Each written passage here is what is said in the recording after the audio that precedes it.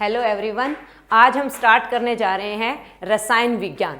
रसायन विज्ञान कहीं तो क्या, केमिस्ट्री। तो बात करते हैं पहले कि केमिस्ट्री के अंदर क्या होती है। केमिस्ट्री का हम कंप्लीट यहाँ पर डिटेल में पढ़ेंगे, जिसे केमिस्ट्री और आप ये कह सकते हैं क्या, रसायन विज्ञान। रसायन विज्ञान जनरली जब केमिस्ट्री का नाम सुनते हैं तो जो बच्चे हैं वो इससे बहुत डर जाते हैं कि पता नहीं हमें केमिस्ट्री में क्या पढ़ना होगा। देखिए, लेकिन जब आप इसे पढ़ते जाओगे तो आप ये पाओगे कि केमिस्ट्री जो है ये बहुत आसान है, बहुत इजी है। देखते हैं क्या बात, तो केमिस्ट्री क्या होती है। जो केमिस्ट्री है ना, ये एक ग्रीक वर्ड कीमिया से लिया गया शब्द है। ठीक है, ग्रीक वर्ड कीमिया से लिया गया शब्द है, कीमिया। इसको ऐसे भी लिखा मिल सकता है KEMIA, एक ही बात है। किससे लिया गया है ये, कीमिया से लिया गया है, ग्रीक वर्ड कीमिया। अब ये जो ग्रीक वर्ड कीमिया है, इसका क्या मीनिंग होता है, इसका मीनिंग होता है ब्लैक इन कलर। ठीक है, ब्लैक इन कलर, काला रंग, हम ये कह सकते हैं। तो केमिस्ट्री जो है वो किससे लिया गया है, ग्रीक वर्ड कीमिया से लिया गया है। ठीक है, जिसे हम क्या कह सकते हैं, कीमिया। इसको हिंदी में भी कीमिया ही कहा जाता है, जिसका क्या मीनिंग होता है, ब्लैक इन कलर। और केमिस्ट्री में हम जनरली करते हैं क्या है, केमिस्ट्री नाम से ही पता चल रहा है, जो केमिस्ट्री है इसके अंदर बेसिकली हम केमिकल्स के बारे में स्टडी करते हैं।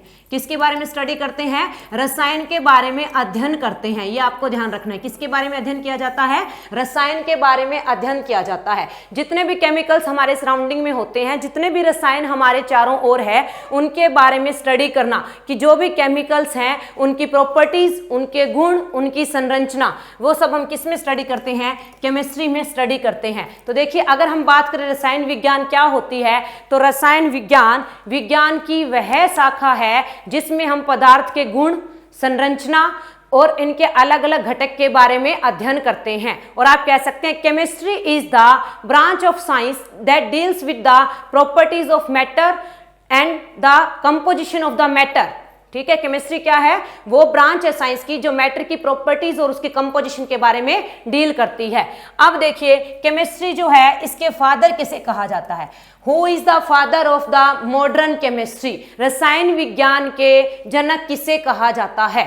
ठीक है, तो किसे कहा जाता है रसायन विज्ञान के जनक, रसायन विज्ञान के जो जनक है वो होते हैं हमारे पास एंटोनी लेवोसियर। कौन होते हैं, एंटोनी लेवोसियर रसायन विज्ञान के जनक कहा जाता है इन्हें, एंटोनी लेवोसियर को। अब देखिए, हमारे पास बहुत सारे साइंटिस्ट हैं, पर हमने क्या कहा, जो रसायन विज्ञान है, केमिस्ट्री है, उनके फादर कौन है, एंटोनी लेवोसियर है। तो एंटोनी लेवोसियर को ही रसायन विज्ञान का फादर क्यों, जनक क्यों कहा जाता है, फादर क्यों कहा जाता है, उसके पीछे देखिए, जो एंटोनी लेवोसियर जी थे, इन्होंने कुछ महान कार्य किए होंगे। ठीक है, क्या किया इन्होंने, एक तो इन्होंने बुक लिखी थी जिसका क्या नाम था, द एलिमेंट्स ऑफ केमिस्ट्री।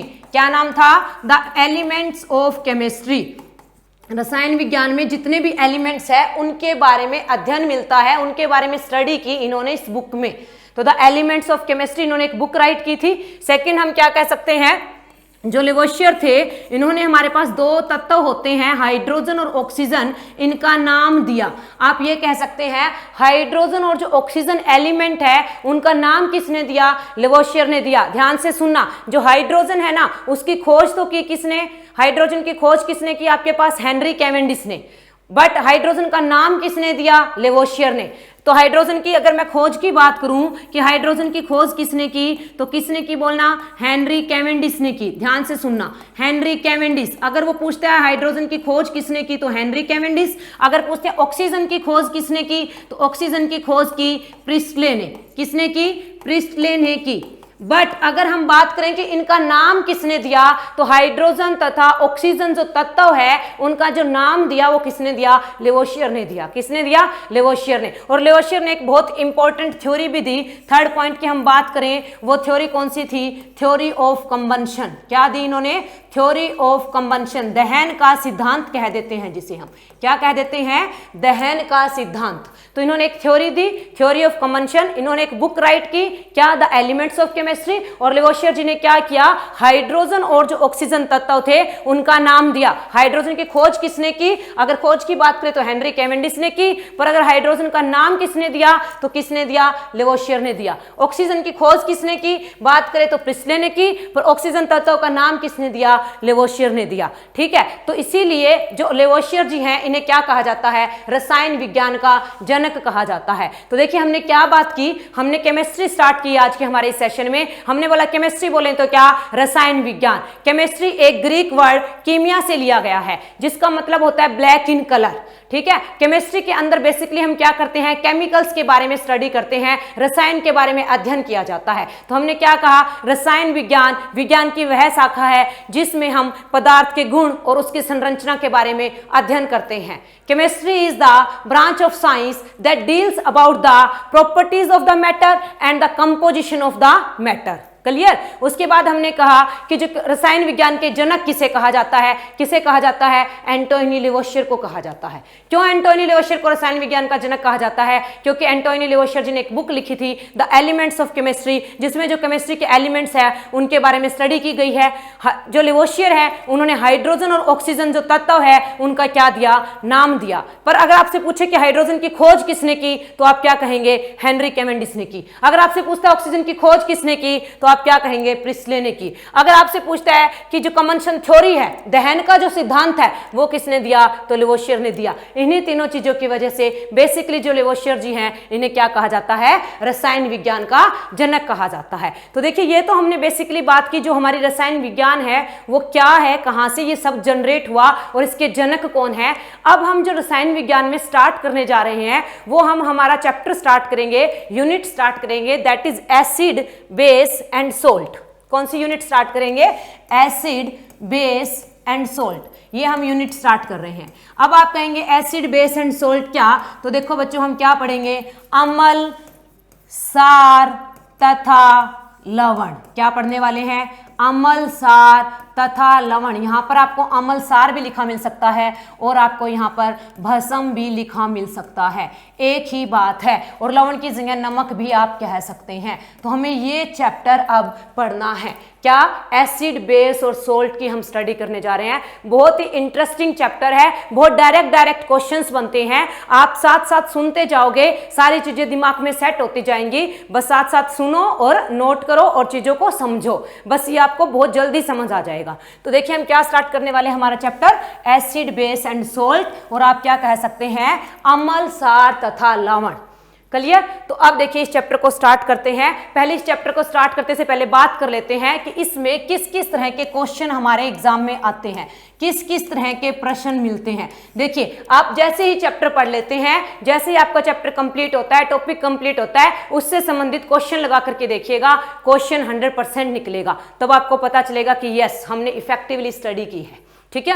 तो देखते हैं अब इसमें किस किस तरह के क्वेश्चन पूछे जाते हैं। तो यहाँ पर जनरली क्वेश्चन पूछे जाते हैं कि कौन से सब्सटेंस में कौन सा एसिड प्रेजेंट है। ठीक है, इस तरह से विच acid present in which one substance. एक तो इस टाइप का कोई भी सब्सटेंस दे देगा, कहेगा जैसे यूं कह देगा, बताइए दूध में कौन सा अम्ल पाया जाता है, दही में कौन सा अम्ल पाया जाता है। सेकंड आपके पास क्वेश्चन बनते हैं बच्चों पीएच वैल्यू से।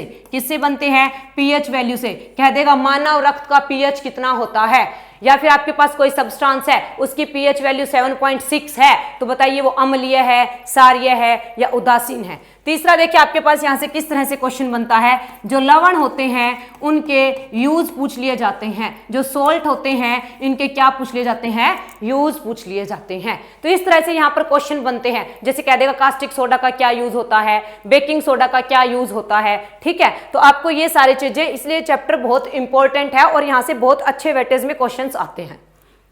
तो स्टार्ट करते हैं हमारा chapter acid base and salt, जिसमें हम सबसे पहले किसके बारे में पढ़ेंगे, एसिड के बारे में पढ़ने वाले हैं, अम्ल के बारे में पढ़ने वाले हैं। तो हमारा टॉपिक क्या होगा, अब हमारा टॉपिक होगा अम्ल। तो देखिए सुनिए ध्यान से, अब हम बात करते हैं जिसको हम बोल रहे हैं एसिड, और हम क्या कह सकते हैं, अम्ल कह सकते हैं। इसके बारे में बात करते हैं, एक एक बातें बड़े ध्यान से पढ़ेंगे, बहुत आसान सा चैप्टर है। देखिए एसिड जो है ये एक लैटिन वर्ड एसिडस से लिया गया। किससे लिया गया, क्या कहा मैंने, एसिड जो है ये एक लैटिन शब्द एसिडस से लिया गया। ध्यान सुनना, एसिड एक लैटिन शब्द एसिडस से लिया गया। और इस एसिडस का क्या मतलब होता है, इस एसिडस का मीनिंग होता है सोर इन टेस्ट। क्या मतलब होता है, सोर इन टेस्ट। एसिडस का मतलब होता है सोर।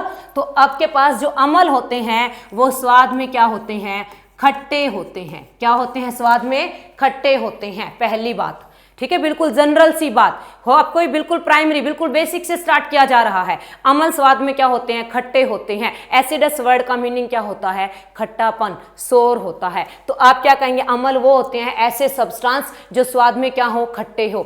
द सब्सटेंस विच आर सोर इन टेस्ट। फर्स्ट पॉइंट तो आप ये कह सकते हैं। और सेकंड हम क्या बोलते हैं, अगर हम एसिड की बात करें तो हम कहते हैं एसिड वो सब्सटेंस होता है जो क्या करता है, आपके पास नीले रंग के लिटमस को लाल रंग के लिटमस में बदल देता है। तो acid are those substance that convert blue litmus into red. ठीक है, जो ब्लू लिटमस को किस में कन्वर्ट कर देते हैं, रेड लिटमस में कन्वर्ट कर देते हैं। और आप क्या कह सकते हैं, नीले रंग के लिटमस को लाल रंग के लिटमस में बदल देते हैं। उन सब्सटेंस को हम क्या कहते हैं, अम्ल कहते हैं। क्या कहते हैं, अम्ल कहते हैं। थर्ड आप क्या कह सकते हैं, अगर हम बात करें तो एसिड वो सब्सटेंस होता है जिसकी पीएच वैल्यू 7 से कम होती है। क्या कहा मैंने, ऐसे सब्सटेंस जिनकी पीएच मान क्या हो, 7 से कम हो, 7 से कम हो। ठीक है, उसको हम क्या कहते हैं, अम्ल कहते हैं। इस तरह से हम अब पढ़ेंगे कि आपने क्या पढ़ा, जो एसिड है वो आपके पास क्या होता है, एसिड एक लैटिन वर्ड एसिडस से लिया गया है। किससे लिया गया है, एसिडस। एसिडस का मतलब क्या होता है, सोर। तो अम्ल क्या होते हैं, ऐसे सब्सटेंस जो स्वाद में क्या होते हैं, खट्टे होते हैं। बात करें जैसे आपके पास लेमन होता है, नींबू होता है, नींबू स्वाद में कैसा होता है, खट्टा होता है। ठीक है, आई बात समझ में। या ऑरेंज ले लो, ऑरेंज भी स्वाद में कैसा होता है, खट्टा होता है। उसके बाद अगर हम बात करें कि एसिड क्या करता है, तो एसिड क्या करता है भाई, ब्लू लिटमस को जो नीला लिटमस था इसको लाल रंग में बदल देता है, जो ब्लू लिटमस है इसको रेड लिटमस में कन्वर्ट कर देता है। उन सब्सटेंस को हम क्या बोलेंगे कि वो अम्लीय है, अम्ल है। और क्या कहा हमने, एसिड वो होते हैं जिनका पीएच क्या होता है, 7 से कम होता है। जिनका पीएच क्या होता है, 7 से कम होता है। समझ आई बात। ये तो बेसिक सी बात थी एसिड के बारे में कि एसिड आपके पास क्या होते हैं। अब देखिए एसिड को डिफाइन करने के लिए, एसिड को, ये तो बेसिक सी डेफिनेशन थी कि एसिड जो है वो पदार्थ होते हैं जो स्वाद में खट्टे होते हैं। मैंने आपको एग्जांपल दिया क्या, जैसे नींबू हो गया, संतरा हो गया, दही हो गया। ठीक है, अब बात कर लेते हैं, जैसे मैंने आपको बोला दही हो गया, आपके पास कर्ड हो गया। तो कर्ड में कौन सा एसिड पाया जाता है, कर्ड में आपके पास होता है लैक्टिक एसिड। कौन सा होता है, लैक्टिक अम्ल पाया जाता है। जी आपको ध्यान रखना है, दही के अंदर लैक्टिक अम्ल पाया जाता है। डायरेक्ट क्वेश्चन आता है, दही में कौन सा अम्ल पाया जाता है, दही में कह दो, या फिर आप यूं कह दो सोर मिल्क, खट्टे दूध में। खट्टे दूध में भी आपको क्या मिलता है, लैक्टिक अम्ल ही मिलता है। क्या मिलता है आपके पास, लैक्टिक अम्ल ही मिलता है। समझ आई बात। तो ये तो कुछ हमने जनरल सी बातें की एसिड के बारे में। अब देखिए जो अम्ल होता है इसको अलग अलग टाइप से डिफाइन किया गया, अलग अलग साइंटिस्ट ने अलग अलग तरह से डिफाइन किया। तो अब हम कुछ उन स्टेटमेंट्स की बात कर लेते हैं और हम बात करते हैं कि हमारे पास जो अम्ल होते हैं, जो एसिड होते हैं, वो कितने टाइप्स के होते हैं। तो देखिए अगर मैं एसिड की बात करूं, जनरली हमारे पास देखना जो एसिड होते हैं ना वो 2 टाइप के होते हैं। किस बेस पर होते हैं देखना, एसिड के अंदर एक आपके पास आता है बच्चों ऑक्सी एसिड। क्या आता है, ऑक्सी एसिड आता है, जिसे हम क्या कह देते हैं, ऑक्सी अम्ल कह देते हैं। क्या कह देते हैं, ऑक्सी अम्ल। और दूसरा आपके पास क्या आता है, हाइड्रा एसिड। क्या आता है, हाइड्रा एसिड। हाइड्रा एसिड बोले तो इसे हम क्या कह देते हैं, हाइड्रा अम्ल कह देते हैं। क्या कह देते हैं, हाइड्रा अम्ल। अब देखिए आप कहेंगे कि ऑक्सी एसिड क्या होता है, हाइड्रा अम्ल क्या होता है। तो सुनिए ध्यान से, जो ऑक्सी एसिड है वो आपके पास क्या होता है, अगर हम ऑक्सी एसिड की बात करें तो ऑक्सी एसिड क्या होता है, ऐसा एसिड जिसके अंदर हाइड्रोजन और ऑक्सीजन दोनों तत्व हों। ठीक है, ऐसा अम्ल जिसमें हाइड्रोजन और ऑक्सीजन दोनों पाए जाते हो उसे हम क्या कहते हैं, ऑक्सी एसिड कहते हैं। कैसे, उदाहरण सुनिए, जैसे मैंने आपको कहा H3PO4, क्या है ये, फोस्फोरिक अम्ल है। इसे हम क्या कहते हैं, इसे हम कहते हैं फोस्फोरिक एसिड। क्या कहते हैं, इसे हम फोस्फोरिक एसिड कहते हैं। फोस्फोरिक अम्ल है ये, आपको इनके सूत्र भी साथ साथ ध्यान रखने हैं। फोस्फोरिक अम्ल है। अब आप देखिए इसका स्ट्रक्चर H3PO4 है, तो यहाँ पर हाइड्रोजन भी है, ऑक्सीजन भी है, दोनों है इसके अंदर, इसलिए हम इसे क्या कहेंगे, ये ऑक्सी अम्ल है। क्या है ये, ऑक्सी अम्ल है। और एग्जाम्पल ले लेते हैं, जैसे मैंने बात की H2CO3, जिसे आप क्या कहते हो, कार्बोनिक अम्ल। ये हमारे पास क्या है, ये हमारे पास है कार्बोनिक अम्ल। कार्बोनिक एसिड है। अब बताओ ये ऑक्सो एसिड है या नहीं? तो अगर हम बात करें ऑक्सो एसिड है नहीं, तो इसमें क्या है, हाइड्रोजन भी है और ऑक्सीजन भी है। और मैंने क्या कहा, ऐसे अम्ल जिसमें हाइड्रोजन और ऑक्सीजन दोनों तत्व हों उन्हें हम क्या कहते हैं, ऑक्सी अम्ल कहते हैं। ठीक है, तो ये ऑक्सी अम्ल के बारे में बात थी। अब नेक्स्ट हमारा क्या है, हाइड्रा अम्ल। हाइड्रा अम्ल क्या होते हैं, ऐसे एसिड जिनमें सिर्फ हाइड्रोजन हो, क्या हो, जिसमें ओनली हाइड्रोजन, जिसमें सिर्फ हाइड्रोजन तत्व पाया जाता हो। अब एग्जाम्पल की बात कर लेते हैं। एग्जाम्पल आपके पास क्या होता है, HCl, हाइड्रोक्लोरिक अम्ल। क्या कहा इसको हमने, हाइड्रोक्लोरिक अम्ल। अब हम कहें कि हाइड्रोक्लोरिक अम्ल जो है ये हाइड्रा अम्ल क्यों है, ठीक है, तो देखिए इसके अंदर सिर्फ कौन है, हाइड्रोजन है। कौन है, हाइड्रोजन है। तो ये आपके पास बात थी कि जो एसिड है वो ऑक्सो एसिड क्या होते हैं और हाइड्रा एसिड क्या होते हैं। ऑक्सी अम्ल ऐसे अम्ल होते हैं जिनमें हाइड्रोजन और ऑक्सीजन दोनों तत्व होते हैं। ठीक है, और हाइड्रा अम्ल क्या होते हैं, जिसमें सिर्फ कौन हो, हाइड्रोजन हो।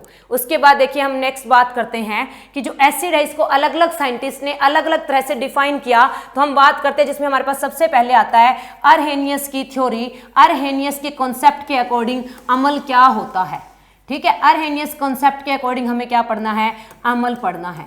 देखिए अरहेनियस ने क्या कहा, अरहेनियस ने कहा जब भी कोई सब्सटेंस जलीय अभिक्रिया करता है और वो जलीय अभिक्रिया करने के बाद H पॉजिटिव आयन दे दे तो उसे हम क्या कहेंगे, उसे हम अम्ल कहेंगे। ध्यान से सुनना क्या कहा मैंने, अरहेनियस ने आप क्या कहा, अरहेनियस ने अपनी थ्योरी में ये कहा कि ऐसा कोई भी सब्सटेंस जो पानी के साथ रासायनिक अभिक्रिया करके हाइड्रोजन आयन देता हो उसे हम क्या कहते हैं, उसे हम अम्ल कहते हैं। देखिए बात करते हैं क्या, ऐसे रासायनिक पदार्थ जो जलीय अभिक्रिया करके, जलीय अभिक्रिया का मतलब क्या है, पानी के साथ रासायनिक अभिक्रिया करके हमें क्या दे दे, हाइड्रोजन आयन दे दे, H पॉजिटिव आयन दे दे, ये बात। या फिर हम कह सकते हैं H3O पॉजिटिव आयन दे। क्लियर, H पॉजिटिव को तो हम क्या बोलते हैं, सुनना, हाइड्रोजन आयन बोलते हैं। क्या बोलते हैं, हाइड्रोजन आयन। और जो H3O पॉजिटिव है ये क्या होता है, हाइड्रोनियम आयन होता है। क्या होता है, ये हाइड्रोनियम आयन होता है। अब देखिए अरहेनियस ने कहा कि कोई भी, जैसे मैं आपके पास एग्जांपल लेती हूँ, देखना आपने एसिड लिया, कौन सा, हाइड्रोक्लोरिक अम्ल ले लिया आपने, कौन सा अम्ल ले लिया, HCl, जिसे हम क्या कहते हैं, हाइड्रोक्लोरिक एसिड कहते हैं, हाइड्रोक्लोरिक अम्ल कहते हैं। ठीक है, ये हमने ले लिया। अब देखिए जब हम इसको किसके साथ रिएक्शन करवाएं, वाटर के साथ रिएक्शन करवाते हैं तो ये हमें क्या देता है, जब हम इसको वाटर के साथ रिएक्शन करवाते हैं तो ये हमें क्या देता है, H पॉजिटिव आयन देता है, या फिर हम क्या कह दें, ये हमें क्या देता है, हाइड्रोनियम आयन दे देता है। इसीलिए जो HCl है ना, ये आपके पास देखो ये क्या बनता है जब इसको वाटर के साथ करवाते हैं, ये ऐसे बनता है, H पॉजिटिव aqueous प्लस में Cl नेगेटिव aqueous, इस तरह से ब्रेक हो जाता है। तो ये H पॉजिटिव दे दिया, अगर इसने H पॉजिटिव दे दिया तो आप क्या कहेंगे, ये कौन है, अम्ल है। कौन है, अम्ल है। किसके कॉन्सेप्ट के अकॉर्डिंग अम्ल है, अरहेनियस के कॉन्सेप्ट के अकॉर्डिंग। तो अरहेनियस ने क्या कहा, ऐसे सब्सटेंस जिनको हम वाटर के साथ केमिकल रिएक्शन करवाएं और वो पानी के साथ केमिकल रिएक्शन करते ही आपको क्या दे दे, H positive ion means hydrogen ion, और H3O पॉजिटिव आयन मींस क्या, हाइड्रोनियम आयन दे दे, उसे हम क्या कहते हैं, उसे हम अम्ल कहते हैं। क्या कहते हैं, अम्ल कहते हैं। क्लियर, तो ये अरहेनियस का कॉन्सेप्ट था। उसके बाद देखिए आपके पास नेक्स्ट इसके अंदर क्या आता है, नेक्स्ट हमारे पास जो कॉन्सेप्ट आता है वो क्या होता है। देखिए नेक्स्ट हमारे पास जो कॉन्सेप्ट होता है अरहेनियस के बाद अगर मैं बात करूं तो सेकंड आपके पास कॉन्सेप्ट आता है ब्रोंस्टेड लोरी। ठीक है, बहुत बार पूछा जाता है कि ब्रोंस्टेड लोरी के अकॉर्डिंग अम्ल क्या होता है। ब्रोंस्टेड लोरी कॉन्सेप्ट, इनको हिंदी में भी ब्रोंस्टेड लोरी ही बोलेंगे। ठीक है, ब्रोंस्टेड लोरी का सिद्धांत क्या कहता है, एसिड वो सब्सटेंस होते हैं जो क्या करते हो, अम्ल डोनेट करते हो, जो प्रोटॉन डोनेट करते हो। क्या कहा, ये कहते हैं कि अम्ल वो सब्सटेंस होते हैं जो क्या डोनेट करते हो, जो H पॉजिटिव डोनेट करते हो। ठीक है, आप कह सकते हो जो प्रोटॉन देते हो। ठीक है, क्या देते हो, प्रोटॉन, क्योंकि H पॉजिटिव को हम प्रोटॉन बोल देते हैं, प्रोटॉन देते हो, उन्हें हम क्या कहते हैं, अम्ल कहते हैं। क्या कहते हैं, उन्हें हम अम्ल कहते हैं। आप कहेंगे कैसे, तो सुनिए, जो HCl है ये क्या देता है, H positive plus Cl negative देता है। तो इसने क्या दे दिया, प्रोटॉन दे दिया, H पॉजिटिव दान कर दिया, अपना डोनेट कर दिया, तो उसे हम क्या बोलेंगे, अम्ल बोलेंगे। क्या बोलेंगे, उसे हम अम्ल बोलेंगे। किसके अकॉर्डिंग, ब्रोंस्टेड लोरी के अकॉर्डिंग। अब आप ये कहेंगे कि आपने अरहेनियस में भी यही बात कही, ब्रोंस्टेड में भी ये, बिल्कुल ये एक बात नहीं है। सुनिए, अरहेनियस के अंदर एक कंडीशन थी क्या, कि जब आप किसी सब्सटेंस को वाटर में डिसोल्व करो, जल के साथ रासायनिक अभिक्रिया करवाओ, तब वो क्या देना चाहिए, हाइड्रोजन आयन देता है। पर यहां पर वाटर का कोई रोल नहीं है, मैंने कहीं भी ये बात नहीं कही कि वाटर के साथ करो। तो अर्हेनियस जो था वो तभी वैलिड था जब सब्सटेंस किसके साथ रिएक्ट करता हो, वाटर के साथ रिएक्ट करता हो, और वाटर के साथ रिएक्ट करके क्या दे दे, H पॉजिटिव आयन दे दे। But according to Bronsted Lowry concept, Bronsted Lowry ji ये कहते हैं कि कोई भी ऐसा सब्सटेंस जो क्या करता हो, अपना प्रोटॉन देता हो, चाहे वाटर हो या ना हो, ठीक है, उसे हम क्या बोलते हैं, अम्ल बोलते हैं। क्या बोलते हैं, अम्ल। तो आपके पास पेपर में क्वेश्चन किस तरह से बनता है, वो कहते हैं कि अम्ल वह पदार्थ होता है जो क्या करता है, प्रोटॉन डोनेट करता है, अपना प्रोटॉन दे देता है। ये बात किस साइंटिस्ट ने कही, अर्हेनियस ने कही, ब्रोंस्टेड-लोरी ने कही, लुईस ने कही। तो आपको ध्यान रखना है ये बात किसने कही, जो प्रोटॉन डोनेट करते हैं, ये बात ब्रोंस्टेड-लोरी ने कही। उसके बाद हमारे पास थर्ड आता है कॉन्सेप्ट, वो आता है हमारे पास लुईस एसिड। क्या आता है, लुईस अम्ल बोल देते हैं जी, जिसे हम क्या बोल देते हैं, लुईस का कॉन्सेप्ट है ये। लुईस अम्ल किसे कहा जाता है, आपको ध्यान रखना है, लुईस अम्ल किसे कहा जाता है। तो लुईस अम्ल क्या होते हैं, जो क्या करते हो, लोन पेयर ऑफ इलेक्ट्रॉन को एक्सेप्ट करते हो। क्या कहा मैंने, ऐसे सब्सटेंस, ऐसे पदार्थ, ठीक है, जो क्या करते हो, लोन पेयर ऑफ इलेक्ट्रॉन को एक्सेप्ट करते हो। अब आप कहेंगे ये लोन पेयर क्या होता है, ठीक है, लोन पेयर ऑफ इलेक्ट्रॉन को एक्सेप्ट करे, स्वीकार करे, मतलब जिनके पास इलेक्ट्रॉन की क्या हो, कमी हो।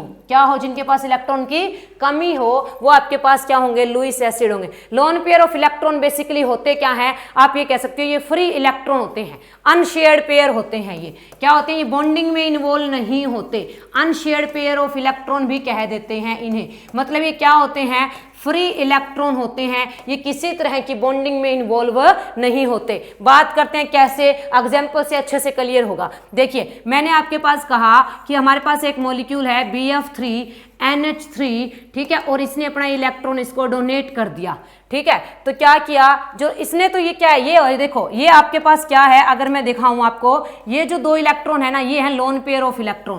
क्या है ये, लोन पेयर ऑफ इलेक्ट्रॉन है, ये फ्री इलेक्ट्रॉन है क्योंकि ये बॉन्डिंग में इन्वॉल्व नहीं हुए। अब क्या होगा, ये जो NH3 है, जिसे हम अमोनिया कहते हैं, ये अपने दोनों के दोनों इलेक्ट्रॉन डोनेट कर देगा किसको, BF3 को। किसको डोनेट कर देगा, BF3 को। और इन दोनों इलेक्ट्रॉन को एक्सेप्ट किसने किया, इस BF3 ने एक्सेप्ट किया। और मैंने आपको क्या कहा, जो लोन पेयर ऑफ इलेक्ट्रॉन को क्या करता हो, एक्सेप्ट करता हो, उसे क्या कहा जाता है, लुईस एसिड कहा जाता है। तो जो BF3 है ये आपके पास क्या बन गया, लुईस एसिड बन गया। अब देखना ध्यान से, मैंने यहां पर ये एरो लगा दी, इसका मतलब पता है क्या है, कि जो नाइट्रोजन था इसने अपने दोनों के दोनों इलेक्ट्रॉन किसको दे दिए हैं, BF3 को दे दिए हैं। और ये एरो लगाने से इस तरह से जो बॉन्ड बना है ना, इस बॉन्ड को बोलते हैं कोऑर्डिनेट बॉन्ड। क्या बोलते हैं, कोऑर्डिनेट बॉन्ड बोलते हैं। और आप कह सकते हो उपसहसंयोजक आबंध। क्या कह सकते हैं, उपसहसंयोजक आबंध कहा जाता है, ठीक है। तो अगर आपको पूछ ले क्या कि लुईस के अकॉर्डिंग अम्ल क्या होता है, तो लुईस के अकॉर्डिंग अम्ल क्या होता है, जो क्या करता हो, जो फ्री इलेक्ट्रॉन है, लोन पेयर ऑफ इलेक्ट्रॉन है, उन्हें एक्सेप्ट करता हो। मींस जो लुईस एसिड होते हैं इनके पास क्या होती है, इलेक्ट्रॉन की कमी होती है, ये इलेक्ट्रॉन डेफिशिएंट होते हैं, ठीक है। तो ये बातें आपको ध्यान रखनी है। अब देखिए आपके पास आपने क्या क्या कॉन्सेप्ट पढ़े। सबसे पहले आपने, अगर मैं बात करूं एसिड के बारे में, तो आपने बोला एसिड वो सब्सटेंस होता है जो टेस्ट में क्या हो, सोर हो, जो स्वाद में क्या हो, खट्टा हो।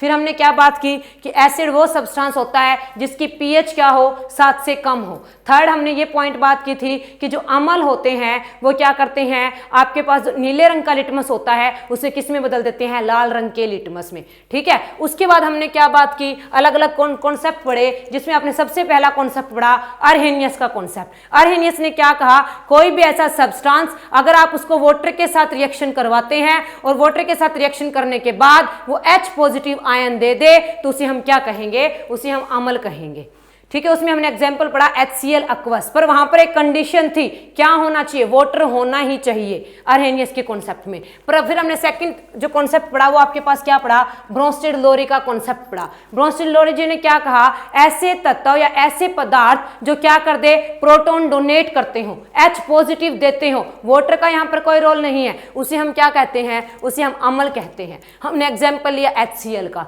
उसके बाद हमने क्या पढ़ा, लुईस एसिड का कॉन्सेप्ट पढ़ा, लुईस अम्ल पढ़ा। पढ़ा तो लुईस ने क्या कहा, अम्ल जो है वो ऐसे पदार्थ होते हैं जो क्या करते हो, लोन पेयर ऑफ इलेक्ट्रॉन को एक्सेप्ट करते हो। अब ये लोन पेयर ऑफ इलेक्ट्रॉन क्या होते हैं, लोन पेयर ऑफ इलेक्ट्रॉन का मतलब क्या हुआ, अनशेयर्ड पेयर ऑफ इलेक्ट्रॉन। अब आप कहोगे अनशेयर्ड पेयर ऑफ इलेक्ट्रॉन क्या होते हैं, फ्री इलेक्ट्रॉन, जिसने किसी भी बॉन्ड में पार्टिसिपेट ना किया हो, एकदम से फ्री हो। तो ये जो आपके पास इसमें एग्जांपल कौन था, यहाँ पर जो BF3 है ये किसका काम कर रहा है, ये लुईस एसिड का काम कर रहा है, क्योंकि इसने इलेक्ट्रॉन एक्सेप्ट किए हैं। लेकिन जो NH3 है इसने अपने इलेक्ट्रॉन डोनेट किए हैं, तो ये किसका काम कर रहा है, लुईस बेस का काम कर रहा है। इसको हम आगे पढ़ेंगे। फिर मैंने आपको क्या बताया कि इसने अपने दोनों इलेक्ट्रॉन इसको डोनेट किए, तो हमारे पास जो ये बॉन्ड बना, देखना ये वाला जो बॉन्ड बना, इस बॉन्ड को हमने क्या कह दिया, कोऑर्डिनेट बॉन्ड कह दिया, उपसहसंयोजक आबंध कह दिया। ठीक है, तो ये आपके पास अम्ल के बारे में बात थी। फिर मैंने आपको ये बताया कि जो अम्ल होता है उसके 2 टाइप होते हैं, एक होता है ऑक्सी एसिड, एक होता है हाइड्रा अम्ल। ऑक्सी अम्ल क्या होता है, जिसमें हाइड्रोजन और ऑक्सीजन दोनों एलिमेंट हो। ठीक है, पर आपके पास ऑक्सी अम्ल क्या होता है, जिसमें सिर्फ कौन हो, ऑक्सीजन। ऑक्सी अम्ल में हाइड्रोजन और ऑक्सीजन दोनों होते हैं, और जो हाइड्रा अम्ल होता है ना, उसमें सिर्फ कौन होता है, हाइड्रा एसिड के अंदर ओनली हाइड्रोजन होता है। कौन होता है, ओनली हाइड्रोजन होता है। तो ये हमने एसिड के कुछ कॉन्सेप्ट पढ़े। अब देखिए, अब हम नेक्स्ट क्या कॉन्सेप्ट देखते हैं, टाइप ऑफ एसिड ही पढ़ने वाले हैं। अलग अलग टाइप के अम्ल होते हैं हमारे पास। ठीक है, अम्ल के प्रकार पढ़ने वाले हैं। देखिए 2 तरह के अम्ल होते हैं हमारे पास। एक हम बोलते हैं मिनरल एसिड। क्या बोलते हैं, मिनरल एसिड। ध्यान से सुनना, यहां से भी क्वेश्चन आता है कि निम्नलिखित में से कौन सा मिनरल अम्ल है। ये एक हम बोलते हैं ऑर्गेनिक एसिड। क्या बोलते हैं बच्चों, ऑर्गेनिक एसिड बोलते हैं। ठीक है, जिसे आप कहते हो कार्बनिक अम्ल। ध्यान से सुनना, क्या कह देते हैं, कार्बनिक अम्ल कहा जाता है। और मिनरल एसिड को क्या बोल देंगे हम, मिनरल एसिड को बोल देंगे अकार्बनिक अम्ल। क्या बोल देंगे, अकार्बनिक अम्ल। अब सुनना ध्यान से, क्या होता है ये मिनरल एसिड, क्या होते हैं, ऐसे acid, the acid which are obtained from minerals, जो हमें किससे मिलते हो, मिनरल्स से मिलते हो, खनिज पदार्थों से मिलते हो। ऐसे अम्ल जो हमें किससे मिलते हो, मिनरल से मिलते हो, खनिज पदार्थों से मिलते हो। किससे मिलते हो, जो हमें मिनरल्स से मिलते हो, खनिज पदार्थों से मिलते हो, उसे हम मिनरल एसिड कहते हैं। क्या कहते हैं, उसे हम अकार्बनिक अम्ल कहते हैं। कौन कौन से होते हैं अकार्बनिक अम्ल, 3 इंपॉर्टेंट अकार्बनिक अम्ल है। ध्यान से सुनना, 3 इंपॉर्टेंट अकार्बनिक अम्ल है। एक आपके पास होता है HCl, दूसरा आपके पास होता है H2SO4, और तीसरा आपके पास होता है HNO3। ठीक है, अब क्या है ये, इनके नाम भी आपको याद होने चाहिए। ठीक है, HCl बोलें तो क्या, हाइड्रोक्लोरिक एसिड, हाइड्रोक्लोरिक अम्ल। हिंदी में मैं बोल रही हूं, आप चीजें साथ साथ ध्यान से सुनना। ठीक है, क्या कहते हैं, हाइड्रोक्लोरिक एसिड मींस कौन, HCl। उसके बाद H2SO4 क्या कहेंगे, सल्फ्यूरिक एसिड, और आप क्या कह देंगे, सल्फ्यूरिक अम्ल। क्या कह देंगे, सल्फ्यूरिक अम्ल कह देंगे। उसके बाद हमारे पास क्या है, HNO3, क्या कहते हैं, जिसे हम नाइट्रिक एसिड। क्या कहते हैं, नाइट्रिक एसिड, और हम इसे क्या कह देंगे, नाइट्रिक अम्ल कह देंगे। पेपर में क्वेश्चन क्या आता है, सुनिए, पेपर में आता है निम्नलिखित में से कौन सा मिनरल एसिड है, मिनरल अम्ल है, और आपको 4 ऑप्शन मिलते हैं। तो आपको पता होना चाहिए मिनरल एसिड आपके पास जनरली ये 3 होते हैं। कौन कौन से होते हैं, हाइड्रोक्लोरिक अम्ल, सल्फ्यूरिक अम्ल, नाइट्रिक अम्ल। ठीक है, उसके बाद देखिए नेक्स्ट हमारा क्या है, ऑर्गेनिक एसिड। क्या है आपके पास, कार्बनिक अम्ल है। कार्बनिक अम्ल क्या होते हैं, ऐसे अम्ल जो हमें किससे मिलते हो, प्रकृति से मिलते हो, नेचर से मिलते हो। ठीक है, क्या कहेंगे, the acid that are obtained from the nature. Nature बोले तो क्या, प्लांट और एनिमल से मिलते हो, जो हमें पौधे तथा जानवरों से प्राप्त होते हैं, उन्हें हम क्या कहते हैं, उन्हें हम ऑर्गेनिक एसिड कहते हैं। बात करते हैं आपके पास कौन कौन से ऑर्गेनिक एसिड है। ध्यान से सुनिए, बहुत सारे एग्जाम्पल है ऑर्गेनिक एसिड में। जैसे हम कहते हैं एसेटिक एसिड। क्या कहते हैं हम, एसेटिक एसिड, जिसे आप क्या कहते हैं, एसिटिक अम्ल भी कह देते हैं। ठीक है, एसेटिक अम्ल, ये इसका एग्जाम्पल है। उसके बाद आपके पास आता है लैक्टिक अम्ल, लैक्टिक एसिड। ये भी आपके पास क्या होता है, कार्बनिक अम्ल होता है। क्या होता है ये, कार्बनिक अम्ल होता है। या फिर हम कह दें ऑक्जेलिक एसिड। क्या कह दें, ऑक्जेलिक एसिड। ये सारे आपके पास क्या हैं, ऑक्जेलिक अम्ल। ये सारे के सारे आपके पास क्या हैं, ऑर्गेनिक एसिड है। क्या है, ये सारे के सारे आपके पास ऑर्गेनिक एसिड है। समझ आई बात। तो क्या कहा मैंने, हमारे पास जो एसिड होते हैं उसमें मिनरल एसिड और ऑर्गेनिक एसिड। तो इसको आपको याद करने का बड़ा आसान तरीका है। आप सिर्फ मिनरल एसिड के 3 एग्जाम्पल माइंड में रख लो, बाकी जो बच गए वो सारे आपके पास क्या बच जाएंगे, ऑर्गेनिक एसिड में बच जाएंगे, कार्बनिक अम्ल बच जाएंगे। ठीक है, अब देखिए हमारे पास क्या बात आती है। मैंने बोला जैसे एसिटिक एसिड, एसिटिक जो अम्ल है ये किस में पाया जाता है। ठीक है, क्वेश्चन ये बनता है जो लैक्टिक अम्ल है ये किस में पाया जाता है, ऑक्जेलिक अम्ल है ये किस में पाया जाता है। तो सुनिए ध्यान से, इसके बारे में बात कर लेते हैं। देखिए जो हमारे पास आता है कि जो एसिटिक अम्ल है वो किस में पाया जाता है, ध्यान से देखना, एसिटिक अम्ल, और आप क्या कह सकते हैं, एसिटिक एसिड कह देंगे आप। ठीक है, तो एसिटिक एसिड किस में पाया जाता है जी, एसिटिक एसिड पाया जाता है सिरका में। जब हम जाते हैं ना लंच पे या डिनर पे, वहां पे प्याज मिलते हैं, देखो जो सिरका के अंदर डिप किए होते हैं, ठीक है, विनेगर में डिप किए होते हैं, वो आपके पास क्या होता है, विनेगर होता है, सिरका होता है, और उसके अंदर कौन सा अम्ल पाया जाता है, तो उसमें एसिटिक अम्ल पाया जाता है। ठीक है, तो क्या कहा मैंने, विनेगर में पाया जाता है, सिरका में कौन सा अम्ल पाया जाता है, पेपर में क्वेश्चन आ जाता है, तो कौन सा अम्ल पाया जाता है जी, एसिटिक अम्ल पाया जाता है। अब सुनिए, एसिटिक अम्ल का एक और नाम होता है, सुनिए क्या नाम होता है, एसिटिक अम्ल को इथेनोइक अम्ल कहा जाता है, इथेनोइक एसिड कहा जाता है। ठीक है, आपको ध्यान रखना है, क्या कहा जाता है जी, इथेनोइक अम्ल कहा जाता है एसिटिक एसिड को।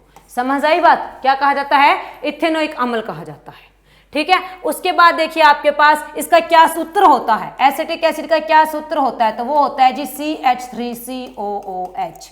क्या होता है, CH3COOH। तो ध्यान से सुनिए, सिरका में कौन सा अम्ल पाया जाता है, एसिटिक अम्ल पाया जाता है। एसिटिक अम्ल का दूसरा नाम क्या है, इथेनोइक अम्ल है। एसिटिक अम्ल या इथेनोइक अम्ल का रासायनिक सूत्र क्या होता है, तो क्या कहोगे, CH3COOH होता है। समझ आई बात। उसके बाद देखिए हमारे पास आता है फॉर्मिक एसिड।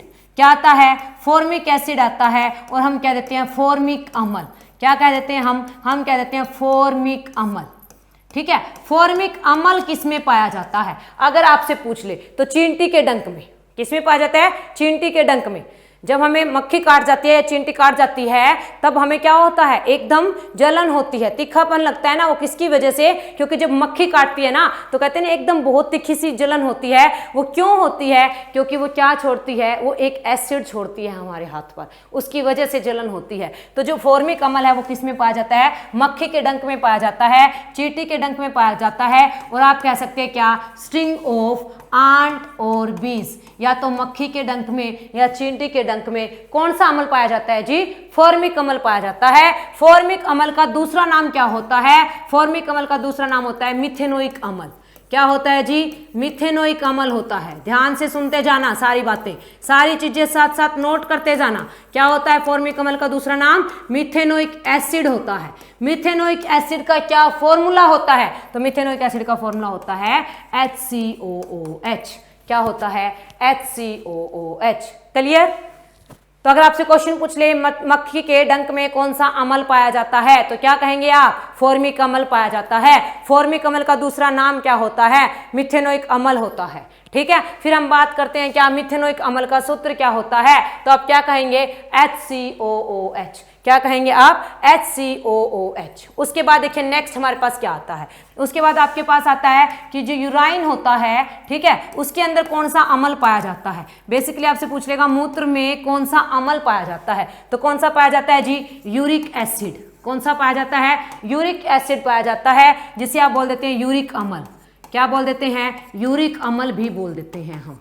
ठीक है, ये ध्यान रखना है। उसके बाद आता है दही में, ठीक है, कर्ड में, या फिर खट्टे दूध में, सोर मिल्क में कौन सा अम्ल पाया जाता है। सारी चीजें ध्यान से सुनते जाना, यहाँ से क्वेश्चन बहुत अच्छा बनता है, बिल्कुल सिंपल बनता है। ठीक है, क्या कहा मैंने, दही में, या फिर आपसे क्या पूछता है, खट्टे दूध में कौन सा अम्ल पाया जाता है, तो खट्टे दूध में कौन सा अम्ल पाया जाता है, लैक्टिक अम्ल पाया जाता है, लैक्टिक एसिड पाया जाता है जी। ध्यान रखना है आपको, कौन सा एसिड पाया जाता है, लैक्टिक एसिड पाया जाता है। अब देखिए यहां से मुझे एक बात और याद आ रही है, क्या कि जो दूध होता है, मिल्क शुगर किसे कहा जाता है, दूध की शर्करा किसे कहा जाता है, मिल्क शुगर या फिर दूध शर्करा किसे कहा जाता है। दूध में पाए जाने वाली शर्करा का नाम बताइए। क्या क्वेश्चन, दूध में पाए जाने वाली शर्करा का नाम बताइए, तो क्या होता है जी, लैक्टोज होता है। क्या होता है, लैक्टोज होता है। तो अब मेरी बात सुनिए ध्यान से, जहां भी आपको दूध या दही से संबंधित कुछ दिखेगा तो वहां पर आपको लैक्टिक या लैक्टोज मतलब लैक से रिलेटेड कोई वर्ड दिखे तो आप समझ लेना वो किससे रिलेटेड है, दूध या दही से संबंधित है कुछ ना कुछ। ठीक है, तो दूध आपने क्या कहा, जो दही था या फिर जो खट्टा दूध था उसमें कौन सा अम्ल होता है, लैक्टिक अम्ल होता है। और दूध में पाए जाने वाली शर्करा को क्या कहा जाता है, दूध में पाई जाने वाली शर्करा को लैक्टोज कहा जाता है। ठीक है बच्चों, उसके बाद देखते हैं नेक्स्ट, आपने किस किस में पढ़ लिया, देखिए आपने विनेगर में पढ़ लिया, ठीक है, उसके बाद आपने मधुमक्खी के डंक में पढ़ लिया, आपने यूराइन में पढ़ लिया, फिर आपने मिल्क में कर्ड में पढ़ लिया। उसके बाद देखिए आपके पास क्या आता है, चाय के अंदर कौन सा अम्ल पाया जाता है। ध्यान से सुनना, क्या कहा मैंने, चाय पीते हैं ना, सुबह सुबह उठते ही कुछ तो ऐसे होते हैं मुंह भी नहीं धोए, पहले कहते हैं चाय दो। ठीक है, और चाय तो ज़्यादातर लोगों की जान होती है। ठीक है, तो जो चाय है उसमें कौन सा अम्ल पाया जाता है टी में, तो आपको ध्यान रखना है टैनिन एसिड पाया जाता है। कौन सा अम्ल पाया जाता है जी, टैनिन एसिड पाया जाता है। ठीक है, टैनिन अम्ल पाया जाता है, याद रखनी है सब बातें। कौन सा अम्ल पाया जाता है, टैनिन अम्ल। उसके बाद आता है आपके पास टेमेरिंड। टेमेरिंड बोलें तो क्या, इमली। ठीक है, टेमेरिंड में और कहता है इमली में कौन सा अम्ल पाया जाता है, तो इमली में कौन सा अम्ल पाया जाता है, टार्टेरिक एसिड। देखो T for tamarind, T for tartaric, तो कौन सा पाया जाता है, टार्टेरिक एसिड पाया जाता है। और आप क्या कह सकते हैं, टार्टेरिक अम्ल पाया जाता है। ठीक है, उसके बाद आपके पास आता है एप्पल, सेब। सेब में कौन सा अम्ल पाया जाता है, ठीक है, तो इसमें मैलिक एसिड पाया जाता है, आपको याद रखना है। कौन सा एसिड पाया जाता है, मैलिक अम्ल पाया जाता है जी, याद रखना है आपको। सेब में कौन सा अम्ल पाया जाता है, मैलिक अम्ल। जब भी, अब मेरी बात सुनो, कैसे याद रखोगे, जब भी दही की बात आए, दही खाओ, ठीक है, तो याद करना क्या कि जो दही है ना, दही, इसको देख के कहना दही तुझ में क्या है, लैक्टिक अम्ल है। ठीक है, उसके बाद जब भी एप्पल खाओ, सेब खाओ, सेब को बड़े प्यार से देखना और कहना सेब में क्या होता है, मैलिक अम्ल होता है। देखना, प्यार से देखना और प्यार से बोलना है मैलिक अम्ल होता है। अगर आप इनको प्यार से डील करोगे तो ये पेपर में आपसे प्यार से डील करेंगे, अदरवाइज प्रॉब्लम हो सकती है। ठीक है, उसके बाद देखिए इमली, देखें अगर हम टेमेरिंड की बात करें तो कौन सा एसिड पाया जाता है, टार्टेरिक एसिड पाया जाता है। उसके बाद आपके पास क्या आता है, जो टमाटर होता है, टोमेटो होता है, टमाटर में कौन सा अम्ल पाया जाता है, बहुत अच्छा क्वेश्चन बनता है। टमाटर में क्या पाया जाता है जी, ऑक्जेलिक एसिड पाया जाता है। क्या पाया जाता है, ऑक्जेलिक अम्ल पाया जाता है। सारी चीजें आपको ध्यान रखनी है, क्या पाया जाता है, ऑक्जेलिक अम्ल पाया जाता है। ठीक है, उसके बाद आपके पास क्या आता है, टमाटर हो गया, सेब हो गया। उसके बाद आता है सिट्रस फ्रूट्स। ध्यान से सुनना, सिट्रस फ्रूट्स। सिट्रस फ्रूट्स बोलें तो क्या, खट्टे रसदार फल। क्या कहा मैंने, खट्टे रसदार फल।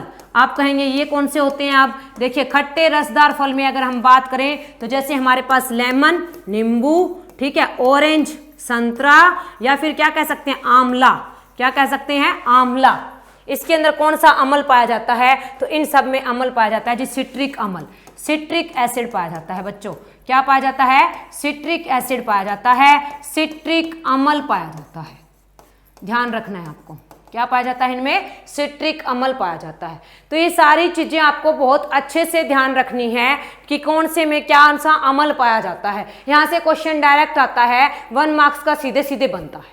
ठीक है, तो ये आपने पढ़ लिया कि किस सब्सटेंस में कौन सा अम्ल होता है। क्लियर। अब देखिए एक चीज और याद आ गई मुझे, जो प्रोटीन होते हैं, प्रोटीन में कौन सा अम्ल होता है। ठीक है, प्रोटीन में कौन सा अम्ल पाया जाता है, तो प्रोटीन में होता है बच्चों अमीनो एसिड। क्या होता है, अमीनो एसिड, और जिसे हम क्या कह देते हैं, अमीनो अम्ल कह देते हैं। क्या कह देते हैं, जिसे हम अमीनो अम्ल कह देते हैं। तो ध्यान रखना है क्या, प्रोटीन में कौन सा अम्ल पाया जाता है, अमीनो अम्ल पाया जाता है। अब देखिए, अगर आप बहुत कंसंट्रेशन से सुन रहे थे, बहुत ध्यान से सुन रहे थे, तो आप तुरंत आंसर देंगे, तुरंत आपको चीजें याद होनी चाहिए।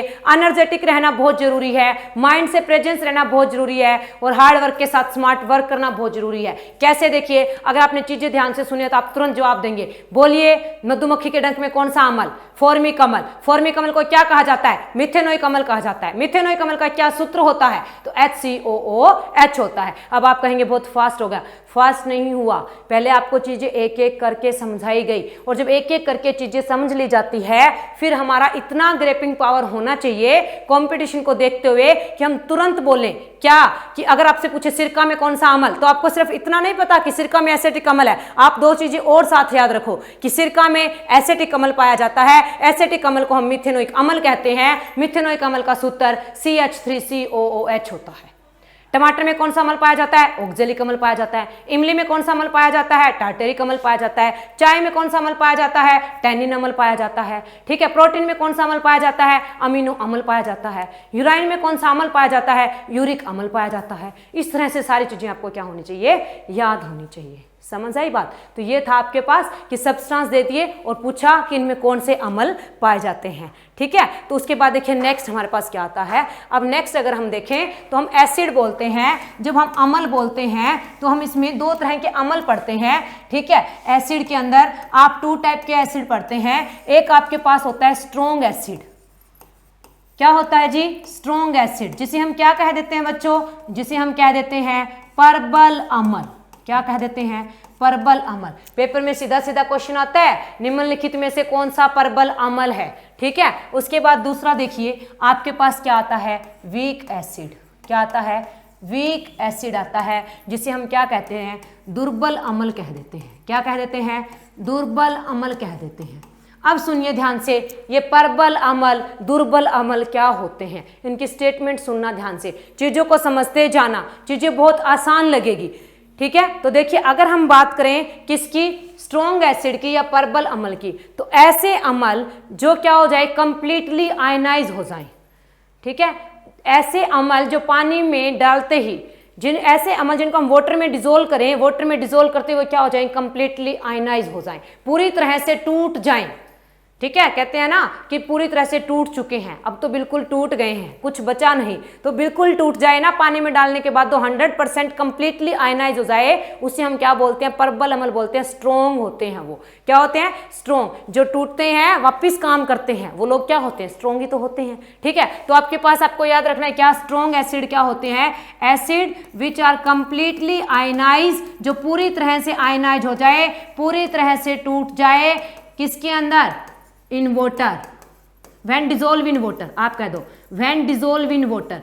जब हम अम्ल को पानी में मिक्स करें और पानी में घुलते हुए पूरी तरह से क्या हो जाए, आयनाइज हो जाए, 100% आयनाइज हो जाए, कंप्लीटली टूट जाए, उसे हम क्या कहते हैं, स्ट्रॉन्ग एसिड कहते हैं और परबल अम्ल कहते हैं।